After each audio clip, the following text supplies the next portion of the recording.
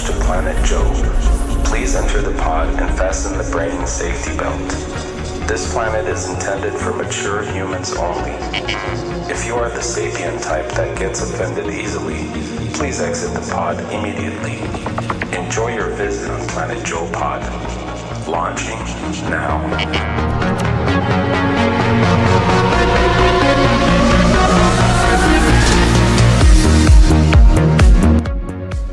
Booyah! What's up, my peeps? My dear Earthlings? Welcome again to Planet Joe Pod. Here we at. How have you been? How was your week?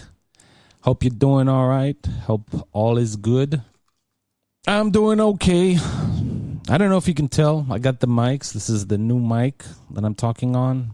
Much more comfortable. If you're into podcasting or audio, if you don't have a sound treated studio, don't get a condenser mic. I've learned this the hard way. A long time ago when I started my YouTube channel, I bought a microphone and I was looking for the best mic out there. I researched a little bit and I went for a condenser mic, the most sensitive, the best blah, blah, blah. But what I missed out on was that it's only good for a sound-treated studio. It makes a difference. A condenser mic, now obviously I don't have a sound-treated studio. I'm recording at my home. Yeah, up until now, every time I recorded, I had to, throw blankets and pillows all over the place to sound-treat the room so you won't get any echoes. And the condenser mic picks up, if a fly farts, the condenser mic picks up on that. So it's great for studios, but because of that, I was much more limited. I had to stay closer to the mic. I couldn't move an inch because you could hear my hair moving. Anyways, now no pillows, no blankets, patio doors open, the AC is running. Can you hear anything? No, because I got a dynamic microphone. So that's the shit. Anyways, that was a microphone rant. If you're doing anything audio-wise, you probably know this. But if you don't, unless you have a studio, like a soundproof studio, don't get a condenser mic. Get a dynamic mic. Anyways, I don't know. I had to rant because I feel so much more comfortable. Like a lot more comfortable. I can move around.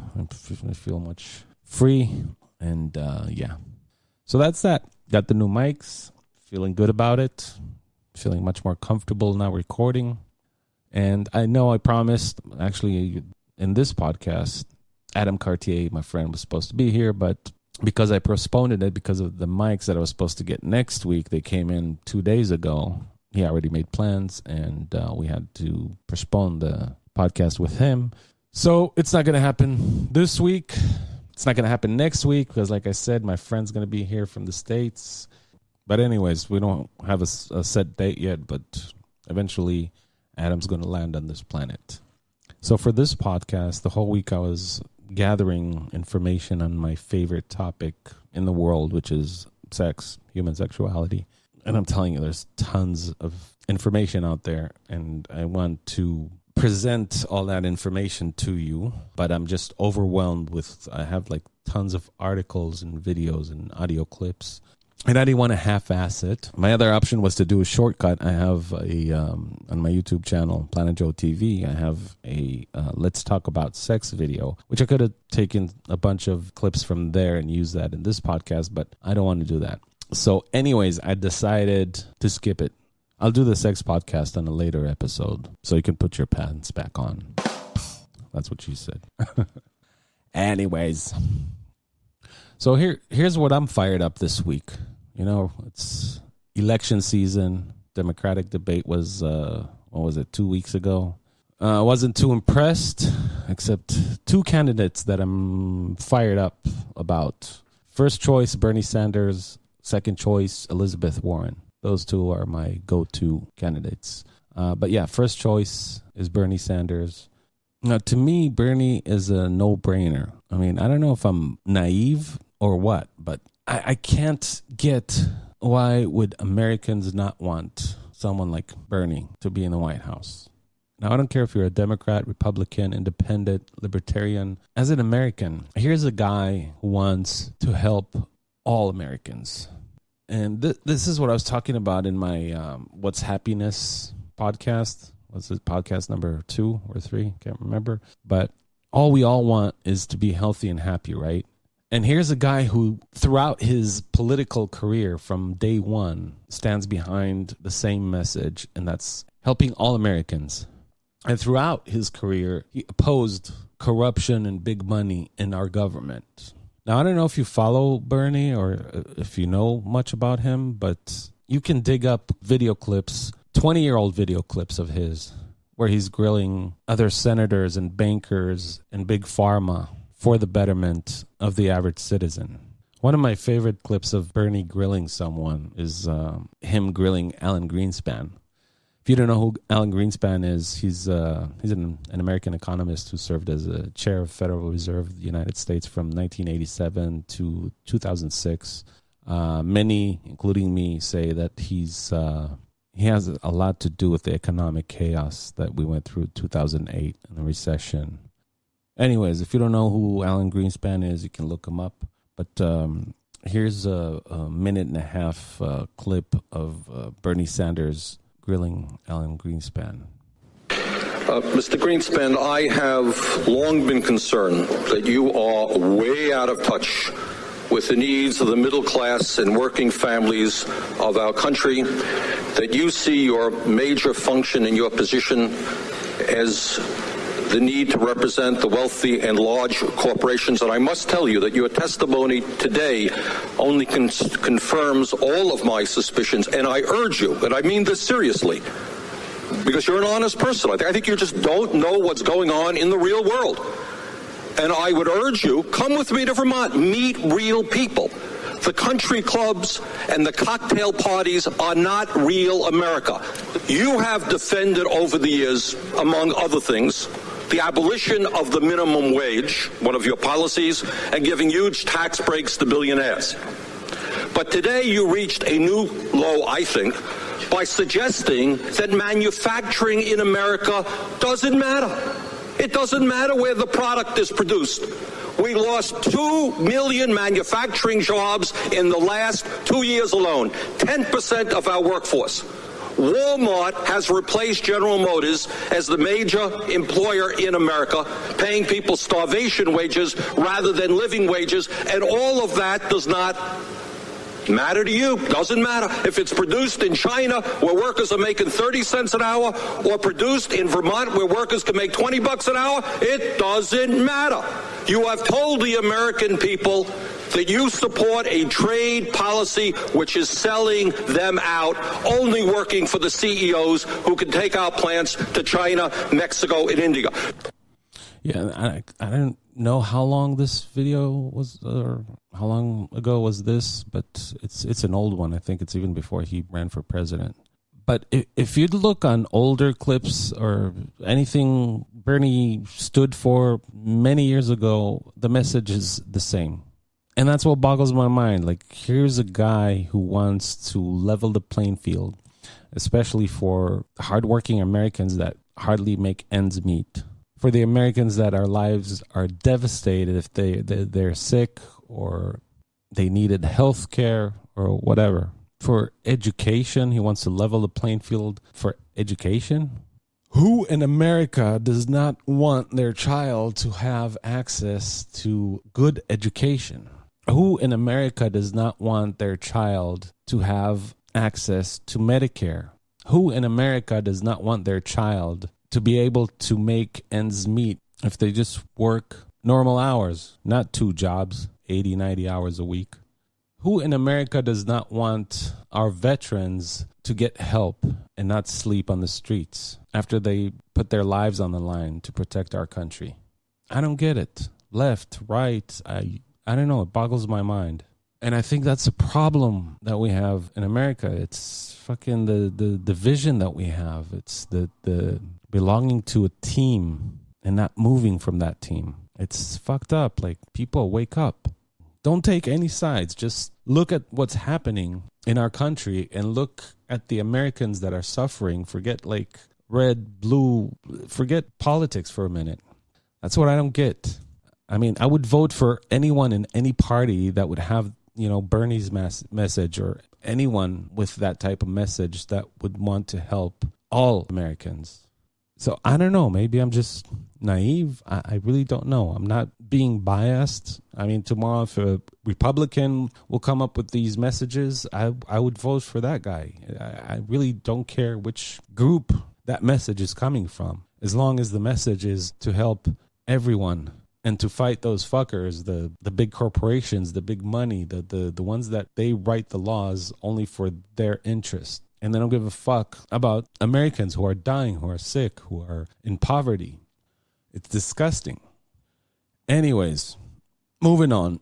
I did forget to mention that this podcast is going to be about the Bern. I'm going to make you feel the Bern in this podcast. It's all about Bernie Sanders. So if you're not into politics, and I was going to say if you're not into Bernie Sanders, but if you're not into Bernie Sanders, I still urge you to stick around. But if you're just bored from politics or whatever, you can get back in the pod, press the escape button, go back to planet Earth, and come back next week. But this pod is going to be dedicated to Bernie. And last week, let me give you the date exactly, June 12th, 2019. It's exactly a week ago. Today's June. Did I say June? July 12th. Today's July 20th. So Bernie Sanders delivered a vigorous defense of democratic socialism in a lengthy speech at the George Washington University. It's called Bernie Sanders Calls for 21st Century Bill of Rights. It's an hour-long speech, but I cut it down for you to 23 minutes. But I'm going to pause throughout the speech. I mean, I just took out the parts that I think are important and powerful. And I'm just going to pause in between and throw in my 2 cents. So really, if you're right, left, whatever, I urge you to really stick around and just listen up, even if you disagree with these messages, because I really don't understand why and who wouldn't want this, who wouldn't want to better the lives of our fellow Americans. I don't know. I really don't know. Why would people be against that? But anyways, let's start it, and I'll just pause it here and there and talk about it. So here it is, Bernie Sanders at the George Washington University from last week. Let's start. Thank you all very much for being here.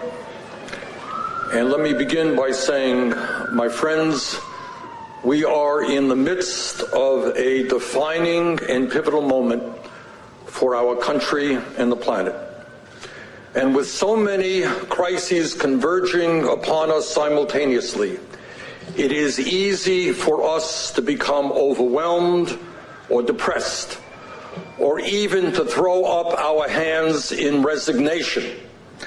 But my message to you today is that if there was ever a moment in the history of our country where despair was not an option, this is that time.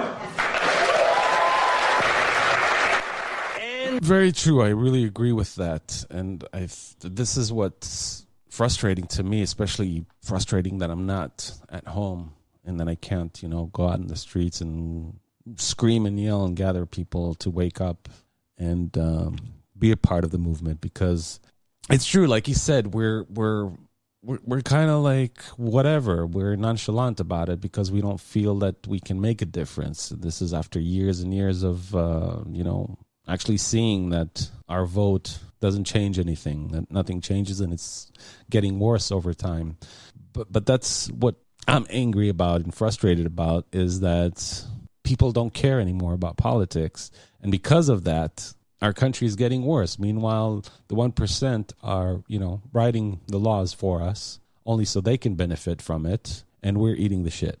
And it's getting worse for us. But anyways, let's move on and see what Bernie says. If there was ever a moment when we needed a new vision to bring our people together in the fight for justice, decency, and human dignity. This is that time. In the year 2019, the United States and the rest of the world face two very different political paths. On one hand, there is a growing movement toward oligarchy and authoritarianism, in which a small number of incredibly wealthy and powerful billionaires own and control a significant part of the economy and exert enormous influence over the political life of our country. Yep, that's another thing. Oligarchy is getting worse. I don't know, you have to be blind not to see that it's getting worse over time. I mean, 10 years ago, it wasn't as bad.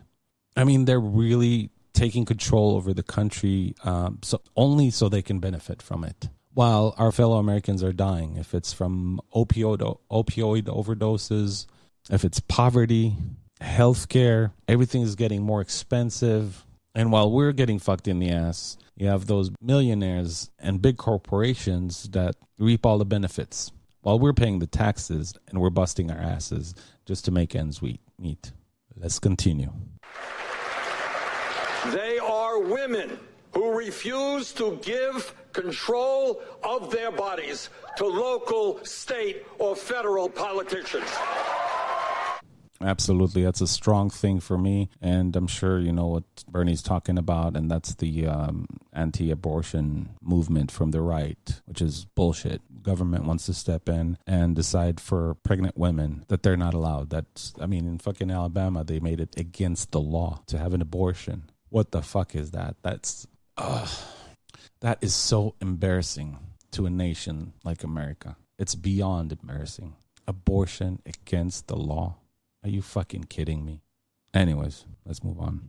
The top 1% own more wealth than the bottom 92%. And 49% of all new income generated today goes to the top 1%. In fact, income and wealth inequality today is greater in the United States than in any time since the 1920s. And when we talk about oligarchy, it is not just that the very rich are getting much richer. It is that tens of millions of working class people in the wealthiest country on earth are suffering under incredible economic hardship, desperately trying to survive. Today, nearly 40 million Americans live in poverty, and tonight, some 500,000 Americans, including many veterans, will be sleeping out on the streets. About half of our country lives paycheck to paycheck, as tens of millions of our people are an accident, a divorce, a sickness, or a layoff away from economic devastation. Okay, this is something that I can really stand behind because this is from a terrible experience. Because when I got divorced, well, I didn't get divorced at the time, but when I separated from the mother of my child, it wasn't a good time in America. It was when was it? 2012. Yeah, towards the end of 2012. So even before we separated, I went through a lot of shit because of her, but I felt also economically the difficulties. I don't know if it makes sense, but anyways. So show me one politician from everyone who's running now, from the Democratic side, who's so angry for the struggling American, who's so angry about the homelessness, who's so angry and frustrated about our fellow Americans who can't make ends meet. Let's move on. While many public schools throughout the country lack the resources to adequately educate our young people, we are the most heavily incarcerated nation on earth. That's something that's so embarrassing for me as an American. That, in previous podcasts, I played Jim Jeffries talking about freedom, that stand-up. If you didn't hear it, you should hear Jim Jeffries' freedom stand-up. Anyways, he's talking about, you Americans are talking about freedom this, freedom that. We're the freest country in the world. Yet we have the most incarcerated human beings on planet Earth. And you know, for me, even being in law enforcement, it's devastating and it's so shameful that we're the leader in the world with the most incarcerated people. And that's something that needs to change. And it's something that we need to fight for. And this is coming from an ex-cop, because a lot of people are surprised to hear that from an officer or an ex-officer. Because unfortunately, too many Americans think that cops love arresting people or shooting people. And that's a whole different topic. I'll dive into that in a different episode about policing and all that. But you'd be surprised how many police officers are against over-incarceration. Anyways, let's move on. After decades of policies that have encouraged and subsidized unbridled corporate greed, we now have an economy that is fundamentally broken and grotesquely unfair. Even while macroeconomic numbers like GDP, the stock market, and the unemployment rate are strong, millions of middle-class and working-class people struggle to keep their heads above water, while at the same time, the billionaire class consumes the lion's share of the wealth that we are collectively creating as a nation. That's a big one. I think in the last 10 years, we constantly hear from presidents and people in government and economists saying how well our economy is doing, how well we recovered from the recession. Job markets are good. We're doing good. Import, export, blah, blah, blah. It's all bullshit because these numbers don't affect everyday Americans. You know, we constantly hear how good we're doing economically while millions of people are suffering and can't fucking pay rent, can't feed their children or can't send their children to school. And I haven't heard anyone talk about it besides Bernie. I haven't heard it from one politician saying our economy is doing good, but our fellow Americans are suffering. I haven't heard anyone say that. That's why I fucking love this guy, because he really, really cares about the average American. And I don't know if you know, Bernie Sanders is the only politician, the only senator and the only one who's running for president who's refusing to get donations or money from big companies. He's refusing. He's only raising money from everyday Americans. And I'm going to mention this at the end, but while we're at it, I'll mention it here. Go to BernieSanders.com and read about him. But you'll see, if you'll go to the volunteer page, you'll have an option to donate. And you know where his donations start at? $2.70. Don't ask me why that number, but that's how low it starts. $2.70. But he's collecting money from everyday Americans starting at $2.70. So I'm sure if 1 million Americans donate that, that's some money that can help. But unfortunately, the way things are in our country is that you need a lot of money in order to even have a chance to come close to being a president. And that's what's fucked up in this country. So yeah, I'm going to get into, donating, volunteering, blah, blah, blah, all that at the end of this podcast. I'll do some begging and pleading, but I'm going to leave that to the end. Let's go to the Bern. In the midst of a so-called booming economy, real wages for the average worker have barely risen at all. And despite an explosion in technology and worker productivity, the average wage of the American worker in real dollars is no higher than it was 46 years ago. And millions of people in our country today are forced to work 2 or 3 jobs. Yeah, that it's mind-boggling. 42 years minimum wage hasn't risen, which means I remember my first job. I can't remember how old I was. 14, 15 was at McDonald's. When I had my first job, I'm 48 now. When I was 14, 15, when I had my first job at McDonald's, I got paid the same rate that people get paid minimum wage nowadays, which is a little bit less than $8 an hour. A disgrace. And in those 42 years, how much did things get more expensive? If it's rent, food, gas, whatever. It's mind-boggling. And this is while the 1%, they don't pay in taxes. They get all these financial benefits. They get to write their own laws so they can benefit from it. They get rich on the backs of everyday Americans who work for $8 an hour while their CEOs gets paid, I don't know what, like $2 million a month. It's just fucking ridiculous. And that's why I love this guy, because he's out there fighting for that. He's fighting for you. He's fighting for the average American. And it boggles my mind why or who would be against that. I don't know. Maybe I'm just naive. Let's light the Bern again. And here is something quite incredible that tells you all that you need to know about the results of unfettered capitalism. All of us want to live long, happy, and productive lives. This is what I was talking about in my previous podcast, if you remember, about happiness. All of us, and that's not just Americans, all human beings on this planet, all we want to do is live a healthy and happy life. That's all we want, right? But here's the problem, and this is what I freaking hate, that we're so divisive, that people, especially people on the right, belong to a team that no matter what the other team wants, even if it's the betterment of the other team, they still are against it. That's politics. That's being political. That's being stupid. That's being, I'm with my team even if it hurts me. That's the bottom line. It's like, who doesn't want that, to be healthy and happy? Who doesn't want that for their family? So why don't you want that for all Americans? Democrats, Republicans, Libertarians, whomever. One nation. I'm not going to say under the God, but but we're one nation. We're one big family. I mean, why fucking fight? Why not fight for the betterment of our fellow Americans? But in America today, the very rich live on average 15 years longer than the poorest Americans.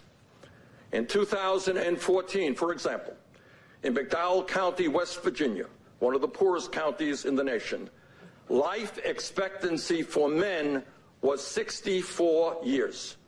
In Fairfax County, Virginia, a wealthy county, just 350 miles away, life expectancy for men was nearly 82 years, an 18-year differential.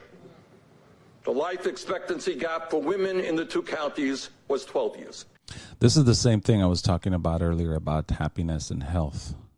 You know, and I mentioned this, money can't buy happiness, but it can buy happier. It can make life more comfortable. It can eliminate financial stress, and all that adds to longevity of life.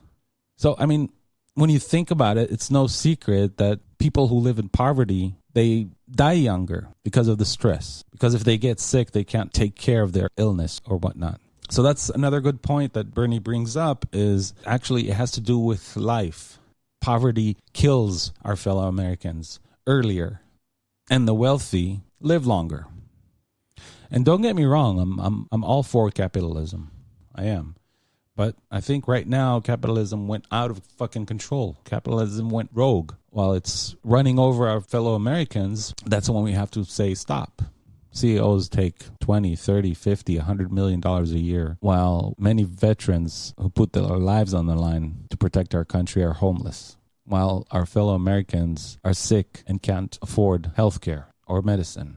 Am I the only one that's seeing how fucked up it is? Am I the only one who's seeing that no politician is standing up and yelling those things? Who's passionate about the average American? I don't know. Maybe it's just me.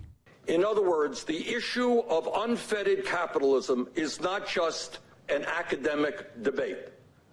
Poverty, economic distress, and despair are life-threatening issues for millions of working people in this country. Sad but true. While the rich get richer, they live longer lives. While poor and working families struggle economically and often lack adequate health care, their life expectancy is declining for the first time in modern American history. Taken together, the American dream of upward mobility is in peril. In fact, if we don't turn things around, our younger generation will, for the first time in living memory, have a lower standard of living than their parents. And I actually see this. I see the younger generation compared to their parents. You know, if you look at 30-year-old nowadays, are very far from owning a home. While our parents, when they were 30, 35, whatever, they already owned a home. So this mess is right in front of our eyes, but most Americans are sleeping. And it's sad, and I'm hoping that Americans will start waking up and go to the voting booth and be active and vote for Bernie. Globally, the situation is even more shocking, with most of the world's wealth concentrated among a very few, while billions of people have almost nothing. Today, the world's richest 26 billionaires, 26, now own as much wealth as the poorest 3.8 billion people on the planet, half of the world's population. Yep, it is a global trend. Greed is spreading everywhere. It's not just in America. I mean, we see it, in other countries. We see all these riots, and citizens in different countries are walking out the streets and breaking shit while their politicians are getting fat and richer. It is a global epidemic. And I am excited when I see it, when I see citizens rise up and fight against it in other countries. And it boggles my mind that in America, we're just sitting on our asses and spreading our cheeks to get fucked in the ass. And we just continue with our daily lives like it is what it is. Bullshit. Get up. Vote. What did Obama say? Don't boo. Vote. That's what I'm saying. But the struggle we are facing today is not just economic. Across the globe, the movement toward oligarchy runs parallel to the growth of authoritarian regimes. In a famous 1936 campaign speech, Roosevelt stated, and I quote, "We had to struggle with the old enemies of peace, business and financial monopoly, speculation, reckless banking, class antagonism, sectionalism, war, profiteering.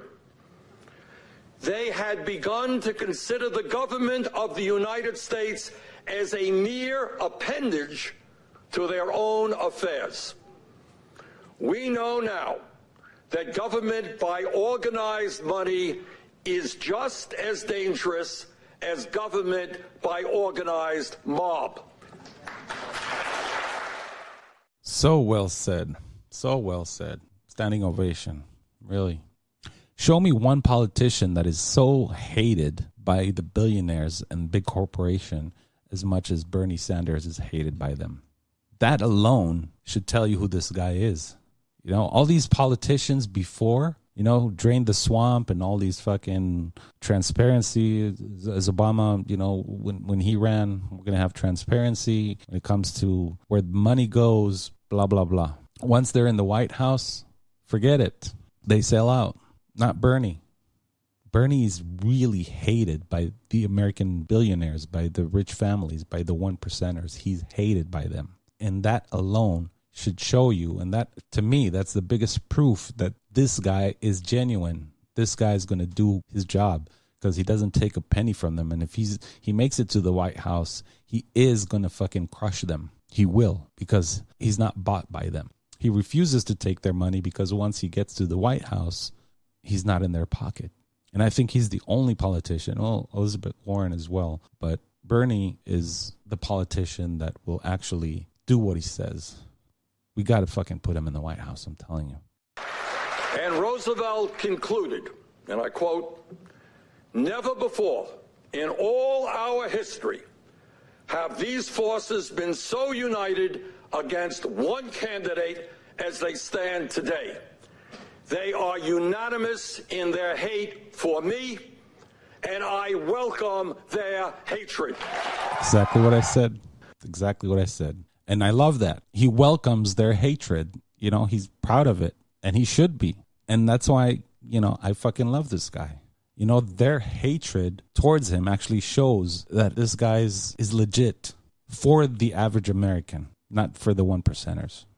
Today, we now see a handful of billionaires with unprecedented wealth and power, We see huge private monopolies operating outside of any real democratic oversight and often subsidized by taxpayers, with the power to control almost every aspect of our lives. They do control every aspect of our lives. They do write the laws. They do decide what laws pass and what laws don't pass, because they have our politicians in their pocket. They have Congress in their fucking pocket. And Congress does not give a shit about the average American. There's truth there, my friends. They are the profit-taking gatekeepers of our healthcare, our technology, our finance system, our food supply, and almost all of the other basic necessities of life. And let us name them. They are Wall Street, the insurance companies, the drug companies, the fossil fuel industry, the military-industrial complex, the prison-industrial complex, and giant agribusiness. They are the entities with unlimited wealth who surround our nation's capital with thousands of well-paid lobbyists who, to a very significant degree, write the laws that we live under. Show me one candidate that says those things. Show me one candidate that actually says those things for over 30 years. If you look back on Bernie Sanders' videos, you can look it up on YouTube. Same words. He's fighting for the same thing. This guy does not change his views because he's running for president. This guy is passionate about the average American since he's in politics. Today, we have a demagogue in the White House who, for cheap political gain, is attempting to deflect the attention of the American people away from the real crises that we face, and instead is doing what demagogues always do, and that is to divide people up and legislate hatred. And that's exactly what Trump does. And it boggles my mind that people on the right don't see that. That you have a sitting president who is encouraging divisiveness. And people on the right, like sheep, whatever he says, they not only accept, they blindly believe it. Because all they care about is belonging to their team. So even if the other team wants to help them, their families, their children, they don't see that. They're with that fucking whack job, narcissistic president. It is my very strong belief that the United States must reject that path of hatred and divisiveness and instead find the moral conviction to choose a different path, a higher path, a path of compassion, justice, and love. Oh man, this is my favorite words of this speech. My favorite, and I love that because that's something that we all seek, we all want, compassion and love, and we need to call for that. We need to reject divisiveness. We need to reject hating our fellow Americans because they belong or to another party or believe in something different. I don't know. Let's continue the burn.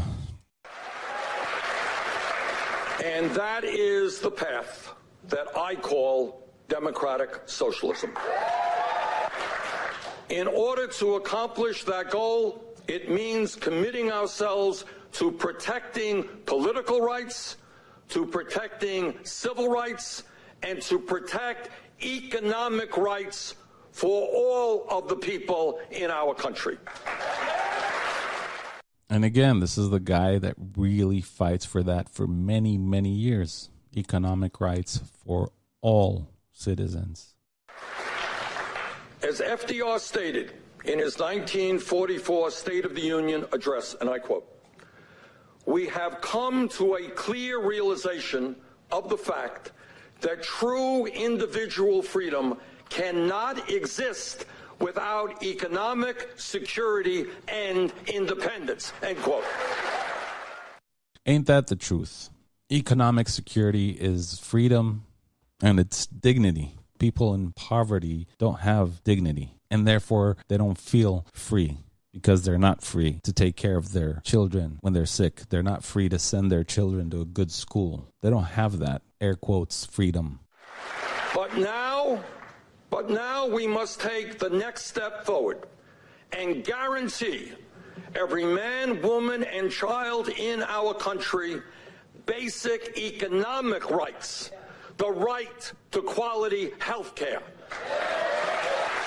the right to as much education as one needs to succeed in our society, the right to a good job that pays a living wage, the right to affordable housing, the right to a secure retirement.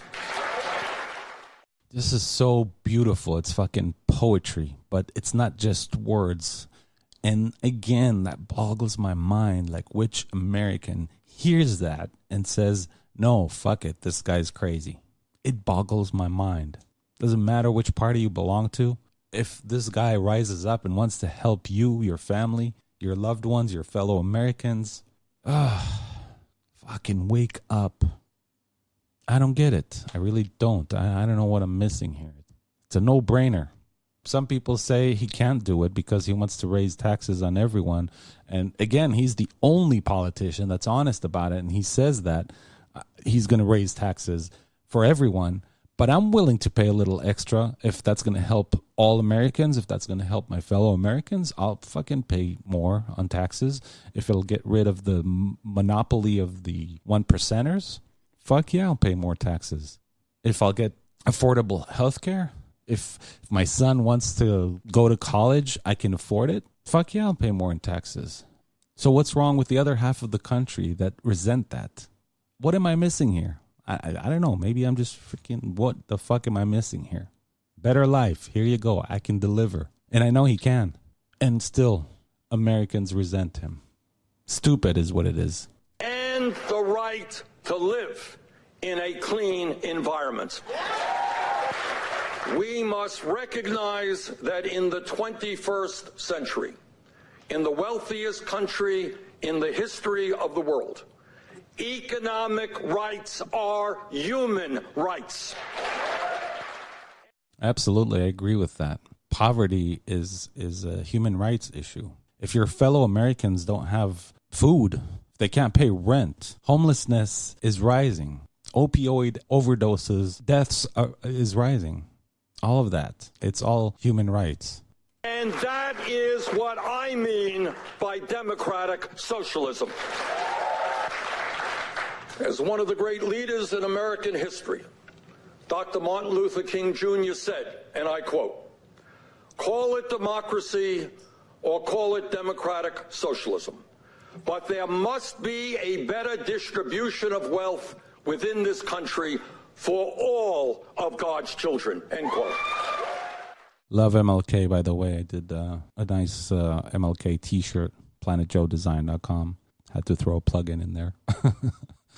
But yeah, MLK is another freaking American hero that pretty much had the same message as Bernie, JFK, Roosevelt, all of these wonderful leaders that cared about every and all Americans.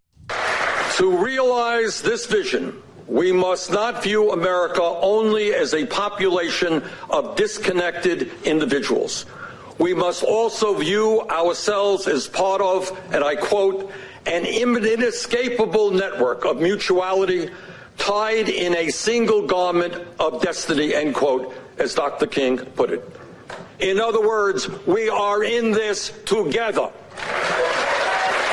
We must see ourselves as part of one nation, one community, and one society, regardless of race, gender, religion, sexual orientation, or country of origin.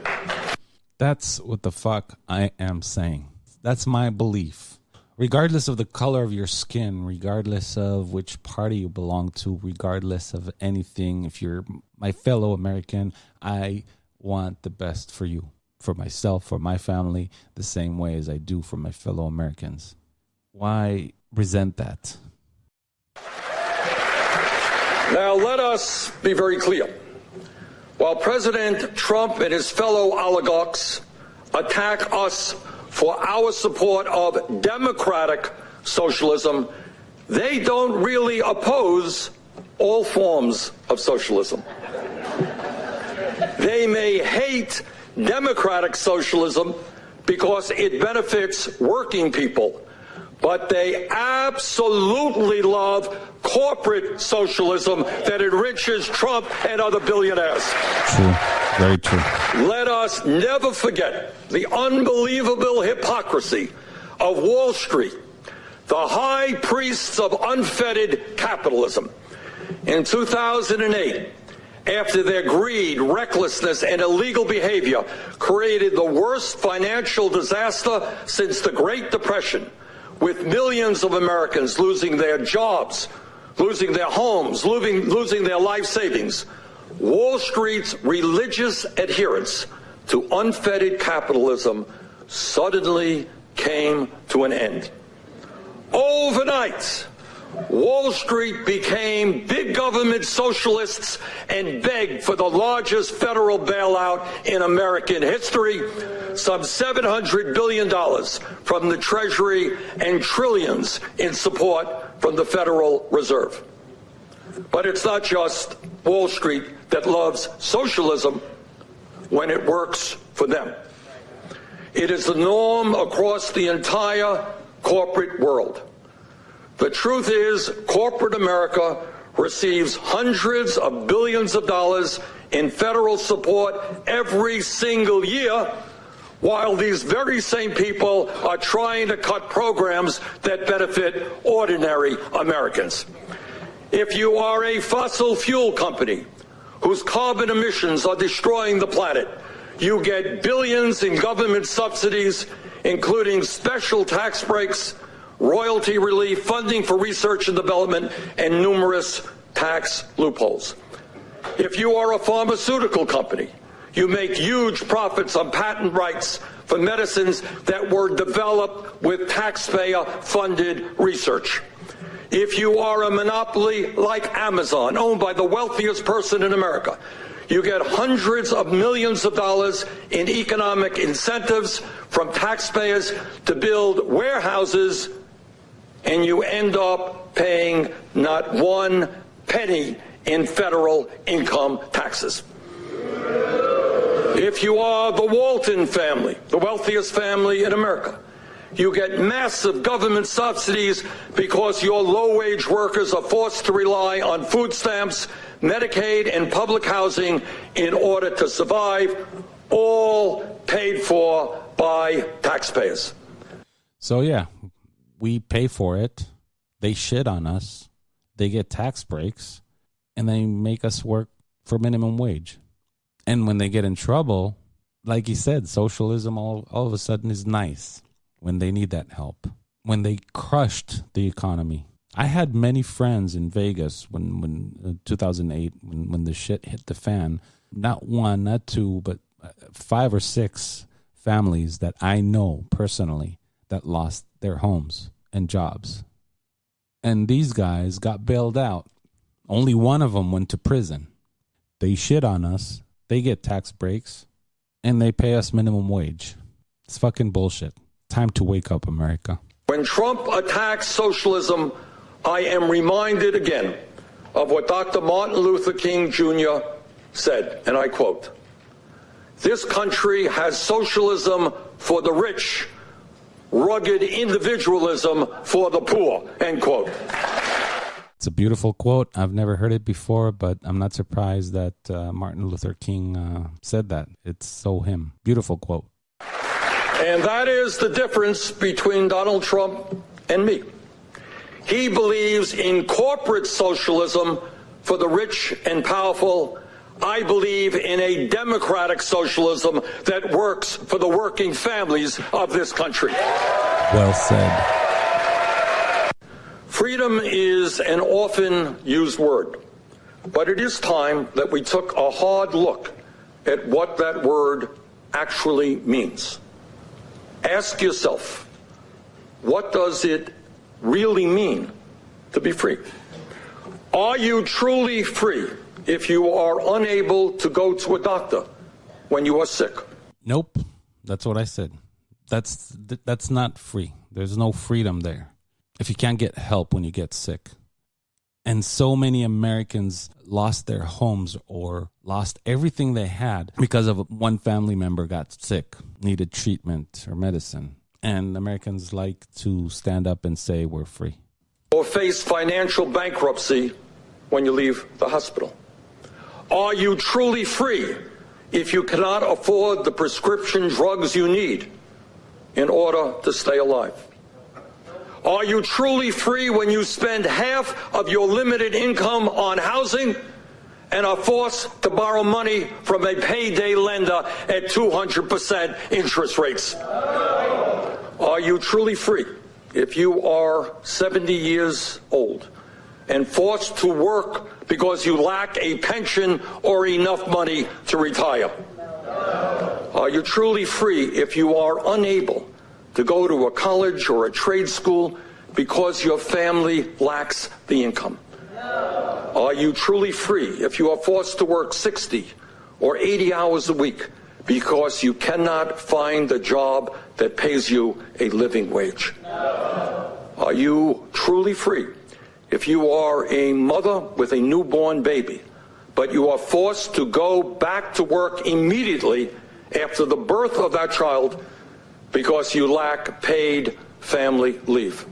By the way, America is the only nation on the planet that I know of that doesn't have long enough paid family leave for women after they give birth. In most developed countries, they get, I think it's 3 to 5 months, something like that, paid family leave after birth. I think in Italy, it's even like 8 months, something like that. And even the father gets paid leave to help the mother raise a child. It's, I don't know, it's a disgrace. It's shameful that this is happening in America. And I've seen that. I've had many friends that I've seen that after they gave birth, a few days after, they're back to work.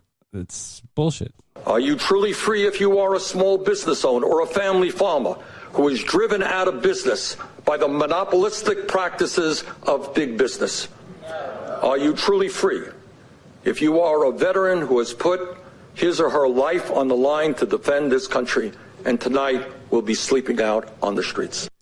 How shameful is that for our veterans, men and women that fought and even got injured while in the military and came out with PTSD and had a hard time returning to society. And now thousands, not hundreds of thousands of veterans in America are homeless, are sleeping in the streets. Veterans, men and women that put their lives on the line to protect our country. Shameful. Really, really shameful. That's all I got to say. To me, the answer to those questions in the wealthiest nation on earth is no. Under those conditions, you are not truly free. While the Bill of Rights protects us from the tyranny of an oppressive government, many in the establishment would like the American people to submit to the tyranny of oligarchs, multinational corporations, Wall Street banks, and billionaires. It is time, and in fact, time long overdue, for the American people to stand up and fight for their right to freedom, human dignity, and security. Isn't it time to fight for your dignity, for security, for your happiness, for basic living needs? You know, if now is not the time to rise up and fight for that, I think we're really fucked. If Trump stays in the White House for another 4 years, we're truly fucked. It's going to get so much worse. And that is the core of what my politics and what this campaign is all about. In 1944, FDR proposed an economic Bill of Rights, but he died a year later and was never able to fulfill that vision. Our job 75 years later is to complete what Roosevelt started. And that is why today I am proposing a 21st century economic Bill of Rights. You know, it's true. Roosevelt had the same battles. It was hated by the one percenters. He ran for office against all odds. And that's why I have hope that Bernie will make it. I kind of believe that there is a chance. But the only thing that's missing, unfortunately, is Americans that are not woke.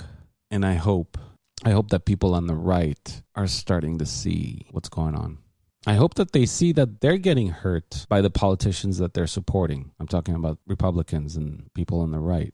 But I don't know. Realistically, I know they're blindly supporting whomever is on their team. And don't get me wrong, I'm not saying that people on the left are not behaving that way. I'm sure lots of them do, which I'm also against. I'm truly against blindly supporting a team. You know, as much as I was with the Democratic Party for most of my life, there are things that I'm gung-ho with what the Republicans fight for or stand for, especially the support for law enforcement. That's something that I hate on the left because it's almost non-existent. They're good at criticizing law enforcement and our men and women in uniform. And the right is super supportive of law enforcement. So that's something that, you know, I'm always supportive of and happy to hear on the right. There are other many things, but that at least that's one. But, you know, it's not one team. It's not, this is my team, and whatever they believe, I'm going to support it. That's bullshit. And that's what I'm hoping that Americans will snap out of and start criticizing their own tribe and start looking, like I said in the previous podcast, and raising their head over the crowd and seeing the sufferings of the other tribe. Okay, I'm getting dragged off topic. Let's go back to the Bern. A Bill of Rights that establishes once and for all that every American, regardless of his or her income, is entitled to the right to a decent job that pays a living wage, the right to quality health care, the right to a complete education, the right to affordable housing, the right to a clean environment, and the right to a secure retirement. Okay, I said this 3 times. I'm going to say it the 4th time. Which American resists that? The right to have affordable living, affordable health care, education. I don't fucking get it. That's why I keep saying it. I know it's the 4th time I'm saying it. I'm repetitive, but it's so frustrating. Who resists that and why? Just because you belong in a different team? What the fuck? What am I missing? And let me be very, very clear as well when I state that the only way we achieve these goals is through a political revolution. A revolution in which millions of people get involved in the political process. That's exactly what I said in the previous podcast, too, with Represent.us. We need a revolution. We need people to... I hope people fucking had enough. So we need people to rise up. That's why I'm saying, unfortunately, I don't have millions of listeners, and I wish I did. But if you're one of the few that is listening, I hope this gets you hyped up. I hope that you're seeing what I'm seeing. And I hope that you care about your fellow Americans more than you just care about your own tribe. And reclaim our democracy by having the courage to take on the powerful corporate interests whose greed is destroying the social and economic fabric of our country. Which American doesn't see that greed in our country is out of control? I don't know. The ones on the right don't see that. How can you not? It's not only obvious, it's hurting us. It's hurting even the ones on the right. It's hurting them. They're struggling. They can't make ends meet. They can lose everything if they get sick or one of their family members gets sick. They can't send their children to college, a good college. And they don't see that. They don't see that big corporations are getting richer and wealthier. I don't get it. At the end of the day, the 1% may have enormous wealth and enormous power, but they are just 1%. When the 99% stand together, we can transform society. My friends, these are my values, And that is why I call myself a democratic socialist. At its core is a deep and abiding faith in the American people to peacefully and democratically enact the transformative change that will create shared prosperity, social equality, and true freedom for all. Thank you very much. Amazing speech. I love Bernie. I supported Bernie last run 4 years ago. I was hoping that he will be the candidate. I did end up voting for Hillary, even though I wasn't crazy about her, but I was biased towards the fact of having a female in the White House as a president of the United States. But I wanted Bernie to be the candidate. And this time I know it's against the odds statistically. I don't know what his chances are. It's not promising, but you never know. We just started the run. We just started the debates, the battle.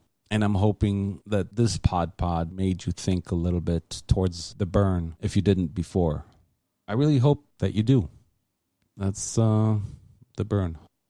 So yeah, if you're a Bernie supporter, or if hopefully I kind of contributed to changing your mind, maybe, go to berniesanders.com. Click on volunteer and then donate whatever you can. Donation starts at $2.70. And support the Bern, because that's what we need, a revolution. So it'll make our lives better. And I know it will. I know if the Bern is in the White House, things will get better. I honestly believe that. Not only I believe it, it boggles my mind. Why would you want to oppose such a message? Why would you want to oppose such a great politician that was standing behind these words for many, many, many years? And again, I'll bring up represent.us. Go to represent.us. And that's a whole different, that doesn't belong to any party, that has nothing to do with presidential candidates. That's a movement to take money out of the voting process, out of the government, to take big money out of it. So yeah, this pod is political.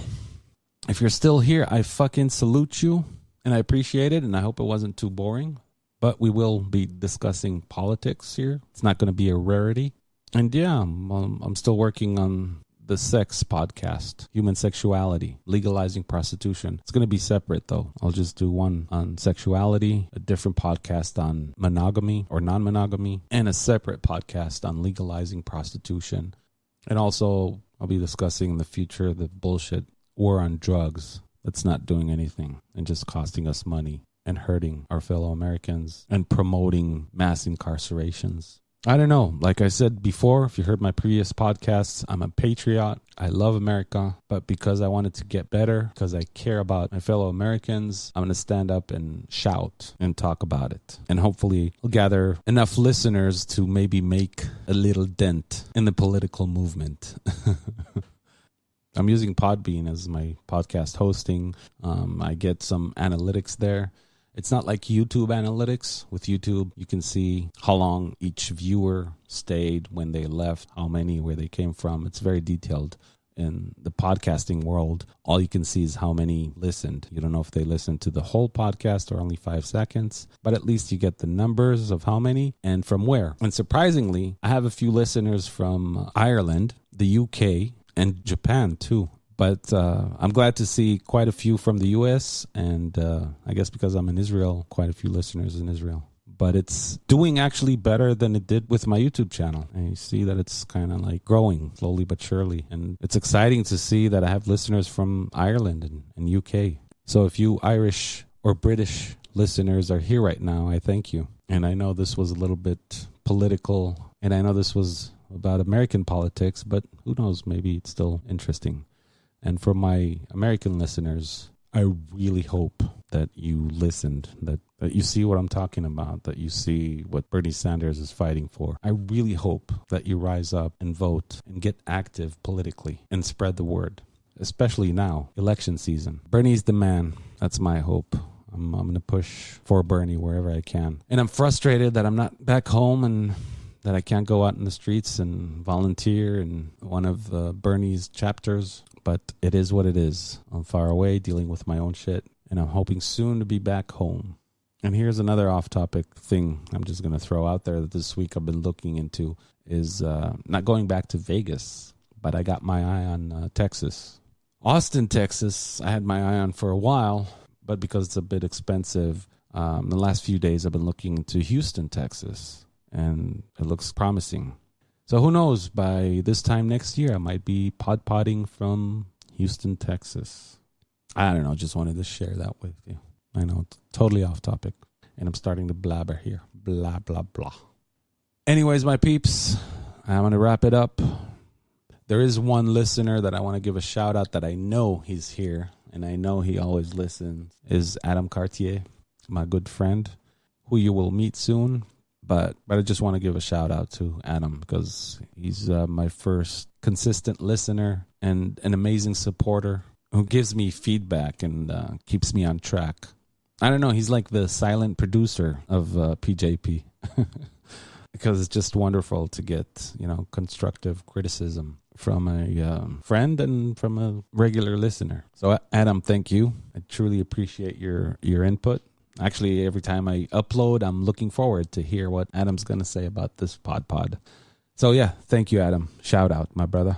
And like I said, soon you'll meet Adam. We're going to have a fun podcast soon. Anyways, my peeps, time to get in the pod. Fasten your brain seatbelt. I'm sending you back to planet Earth. Love you guys. Thank you for being here. And I will see you, if not next week, the following week. Or wait, Lydia is going to be here. Maybe 2 weeks. Like I said, I'm going to try and record the next pod in the next few days and schedule it for next weekend. If not, don't be mad if we're skipping 1 week. Let's just call it the eclipse. Thank you for being here, my peeps. Love you. Peace out.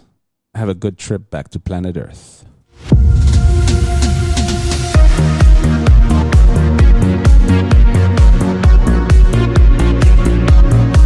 It is my very strong belief that the United States must reject that path of hatred and divisiveness and instead find the moral conviction to choose a different path, a higher path, a path of compassion, justice, and love.